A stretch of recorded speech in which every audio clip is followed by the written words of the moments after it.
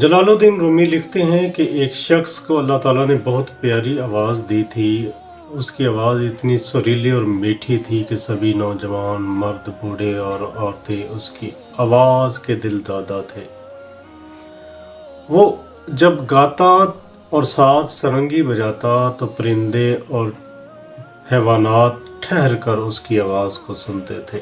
ساری جوانی اس نے یوں ہی گوا دی، لیکن آخرت کے بارے میں کچھ نہ سوچا۔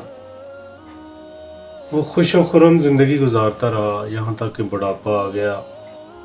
جب بڑھاپا آ گیا تو اس کے پاس کچھ بھی نہیں تھا سوائے آواز کے، جس کو سن کر لوگ اس کے دیوانہ تھے۔ جب بڑھاپا آیا اس کی آواز وہ نہ رہی جو پہلے تھی۔ وہ گاتا تو اب لوگ اس کی طرف متوجہ نہ ہوتے۔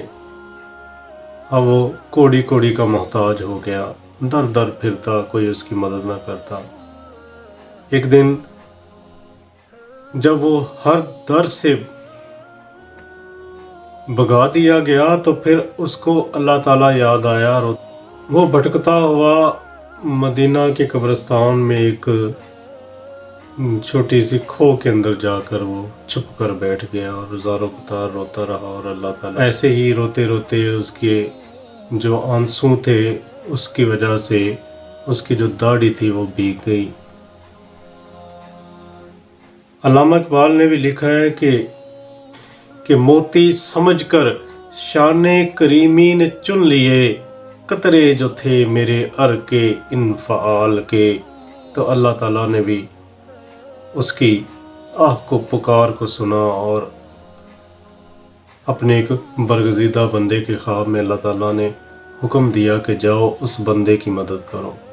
جب وہ بندہ اس تک پہنچا اور اس کو کھانا پیش کیا اور اس کو کچھ سامان مہیا کیا اور کہا کہ میں اللہ تعالیٰ کی طرف سے آیا ہوں، تو وہ بندہ پکار اٹھا، کہنے لگا کہ میں نے ساری زندگی عللوں تللوں میں گزار دی اور اپنی آواز کے زوم اور تکبر اور غرور میں پڑا رہا، اور میں نے اللہ تعالیٰ سے لو ہی نہیں لگائی، تعلق ہی نہیں پیدا کیا، بنایا ہی نہیں، کبھی اللہ تعالیٰ سے مانگا ہی نہیں۔ تو ناظرین کرام، بات کرنے کا مقصد یہ ہے کہ یہ دنیا کی چیزیں یہ عارضی ہیں، یہ ہمیشہ ہمیشہ کے لیے انسان کو نہیں ملتی، نہ ہی شہرت، نہ ہی دولت، نہ ہی کوئی ہنر، نہ ہی سریلی آواز اس کے کام آتی ہے۔ کام آتا ہے تو اللہ سے بنایا ہوا تعلق کام آتا ہے۔ لہٰذا کوشش کیجئے کہ اپنا وقت قیمتی بنائیں، اس کو ضائع مت کریں۔